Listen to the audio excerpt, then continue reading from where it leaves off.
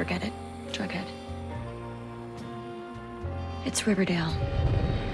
Things in Riverdale just got even more complicated, if you can even believe it. So let's go ahead and break down Season 3, Episode 11, and find out just what happened.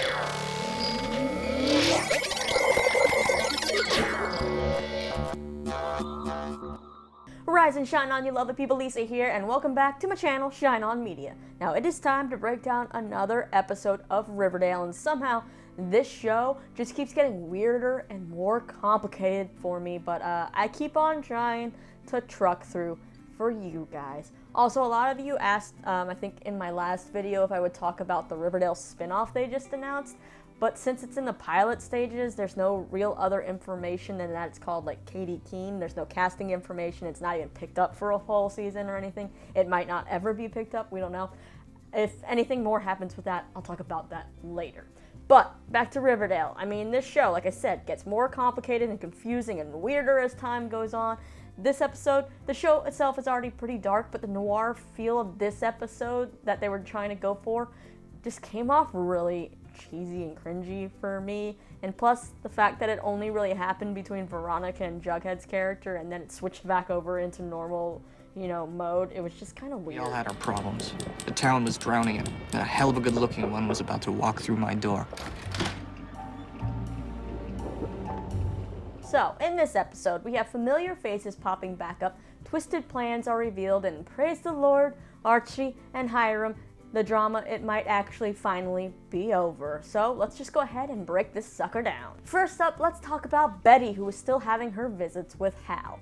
Yep, he roped her in good, and she's basically running everything by him, trying to get advice because, you look into the mind of a killer to understand other killers, right?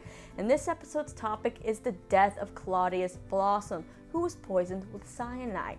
Now, Betty is connecting the dots on past murders and believes that since so many have been poisoned or died because of bizarre suicides, Penelope Blossom must somehow be responsible. She is the connecting thread. Betty also thinks Clifford did not die by hanging himself, which many of you have been thinking all along, even though a lot of you also seem to still think Clifford and Claudius were the same person, but now both are dead, so I guess that's not happening. But Betty sets out to see if the only possible witness that could have been there when Clifford died, Cheryl, has any insight for her. So, what better time to confront somebody about their father's death than at their uncle's wake, right? Yeah, so Betty shows up at Claudius's wake as Penelope gives her sob story, but Nana Rose, she's not buying Penelope's crocodile tears, and I honestly think Nana Rose is the only freaking sane one left in this town besides maybe Fred Andrews. Now, honestly, yeah, Nana Rose had some trouble in her younger days, and maybe she was horrible to Penelope raising her, but right now, she's kind of like the only sane one, which is crazy to think. Anyway, Betty confronts Cheryl about how Penelope might be connected to all these deaths, and all this does is just upset Cheryl, who insists that Clifford hung himself. Betty then goes to see Dr. Curdle Jr., who dug up the autopsy for Clifford. It turns out that Penelope did not want autopsy done on Clifford or Claudius, and she had Claudius's body cremated before one could even sneakily be done. But Dr. Curdle's dad managed to do one on Clifford out of curiosity. And it turns out that Clifford Blossom died before he was hung, and he died of pufferfish venom poisoning. So now Betty is totally convinced that Penelope is a serial killer, so what does she do? She goes and confronts the serial killer, Penelope, with all the facts that she's dug up, and even shows her Clifford's autopsy report.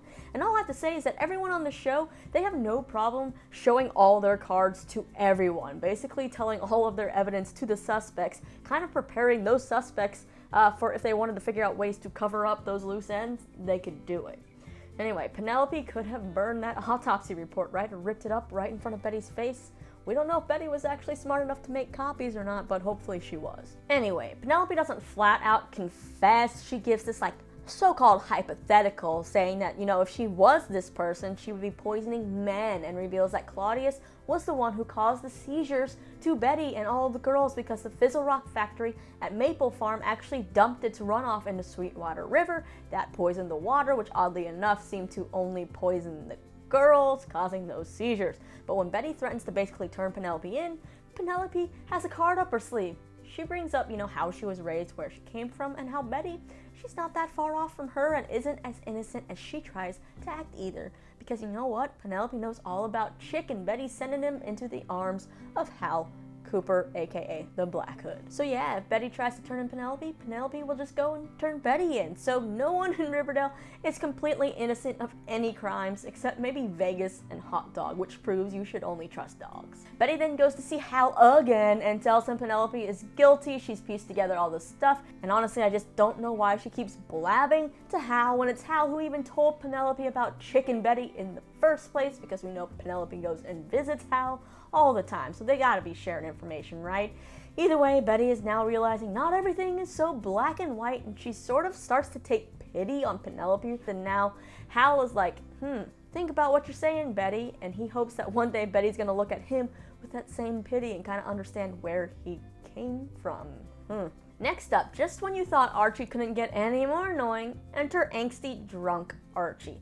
So Archie's decided college isn't for him. He's gonna try his hand working construction for Fred again, but on his first day on the job, he refuses to take his mandatory break and then gets in a fight with his foreman, causing Fred to, well, fire Archie and tell him to shape up. Also, Fred found the alcohol in Archie's room, so yeah, he's not too happy with Archie. After getting fired, Archie goes to drink his sorrows at the speakeasy, but when Reggie cuts him off, Archie again gets irate, and it is Josie to the rescue here, who ends up saving him and taking him home to sober up. And then she floods him with good advice. She tells Archie that he needs to find a way to channel his anger into something constructive, whether it's like music or even something like boxing, which is what Kevin's dad does down at the gym.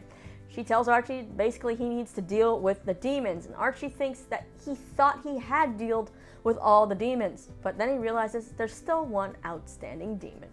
You probably guessed it. It's Hiram Lodge. So Archie goes to Hiram's room at the hospital, where it seems like friggin' no one is working, and holds a gun to Hiram, but before he can even get a shot off, he sees a shadow and someone enters the room. So Archie hides, and the black hooded figure comes in to shoot Hiram, and what do you know? Archie actually shoots at that guy first, and that guy flees off. In a weird turn of events, Archie saves Hiram's life. This incident now seems to have woken Archie up, and he and Veronica mend their relationship and decide to kind of be friends. Veronica even offers to lend an ear if he ever needs to talk. And then Archie goes to see Hiram, who has now also woken up, but like in the literal sense actually woken up, and knows that Archie saved his life. And well, they decide to call a truce.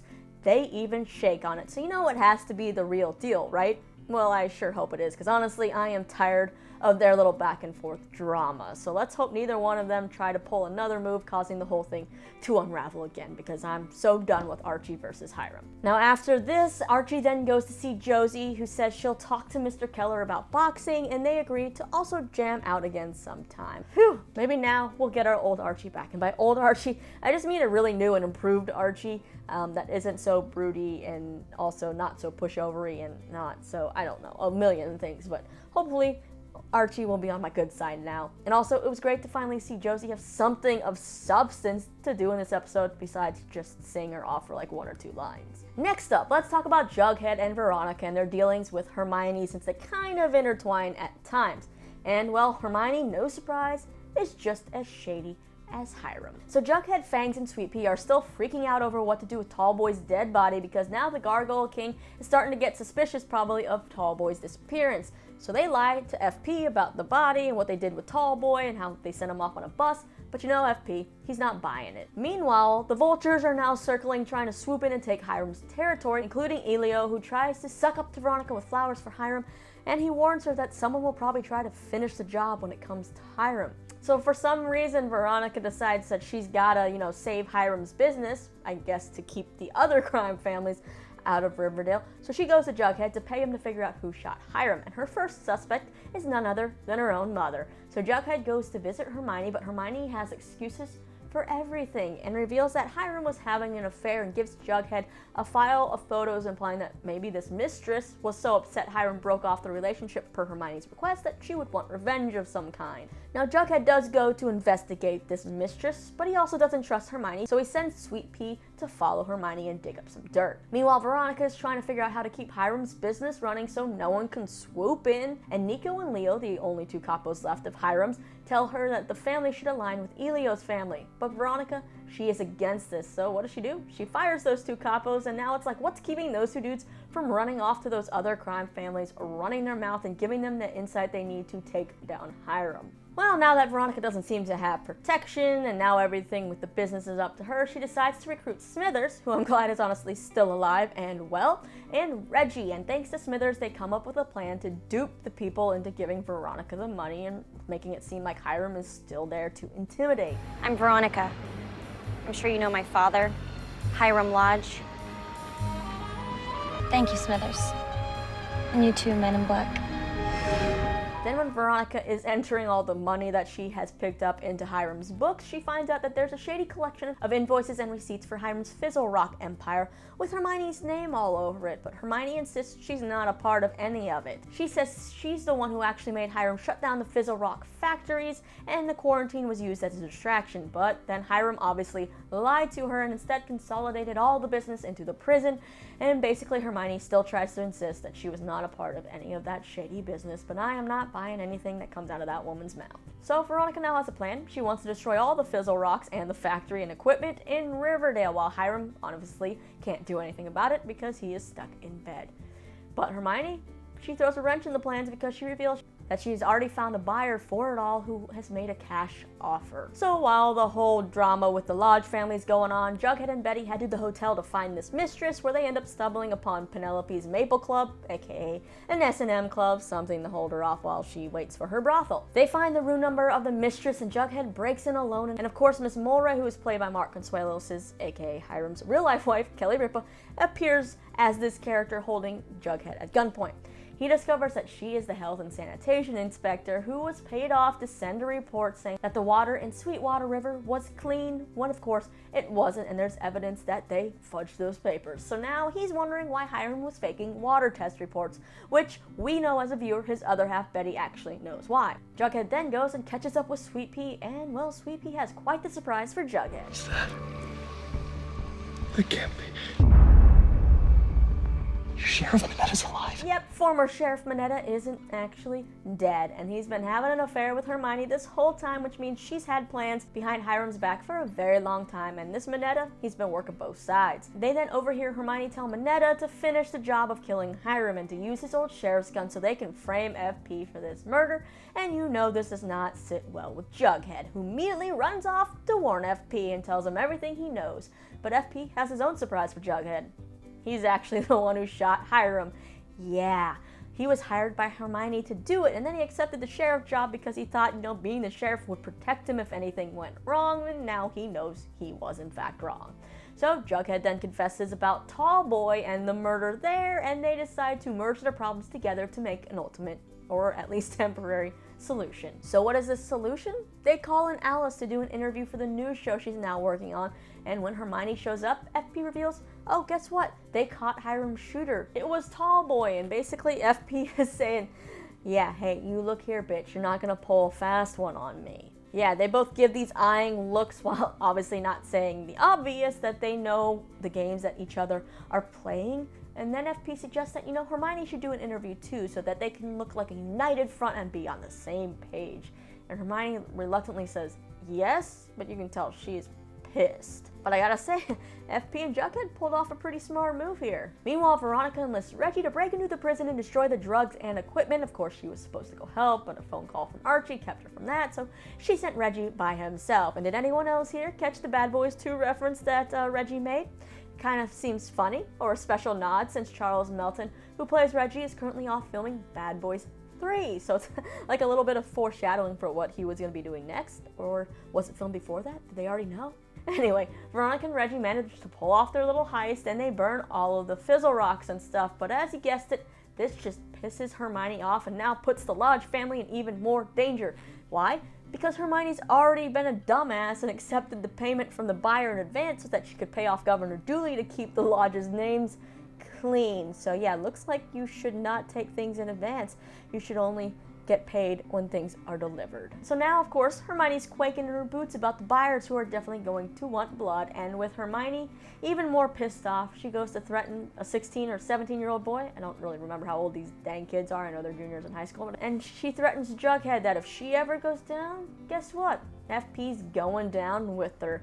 And well, yeah, now she and Jughead, they're at a standstill, which seems to be where everybody is at this point. Now, after FP's TV interview, Veronica comes to see Jughead to give him the rest of his payment and says how she told Hiram it was Tallboy who shot him and he seemed to buy it. The person who doesn't seem to buy it is Veronica, but when Jughead asks her if she wants to know who really did it, she says no.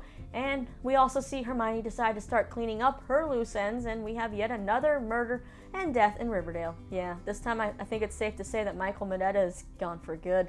Yeah, and thus ends another ridiculous episode of Riverdale. Alright, so I feel like that was a lot to process, just so much going on, a very, very crowded episode. But I'm at least glad that it seems like Archie's angsty phase did not last more than one episode, and hopefully they'll let that boy actually start to heal. And I mean, I wouldn't be mad to see more of Josie and Archie duets in the future. I mean, I guess at the beginning of the show I wasn't so much a fan of Archie singing so much, but right now I feel like he needs that. As far as the Lodge family, it's kind of hard for me to root for any of them because honestly they're all annoying me and they're all so dang shady, but they're gonna end up being their own downfall, right? So the question is, who's gonna be taken down first, Hiram or Hermione, or even Veronica? Are all three of them gonna end the season alive?